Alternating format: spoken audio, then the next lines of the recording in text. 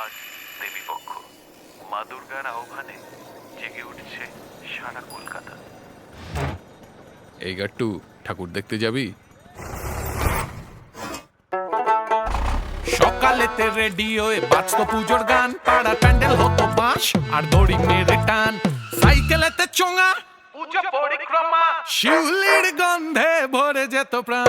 আসছে বছর আর কি হবে, হবে কি আর, ডবল টেকার বাসে চেপে দেখবো কি আর। নতুন রূপে ঠাকুর গড়ে মূর্তি হলো প্রাউড, হলো ক্যাসেট থেকে সিডি আর বাংলা ব্যান্ড লাউড।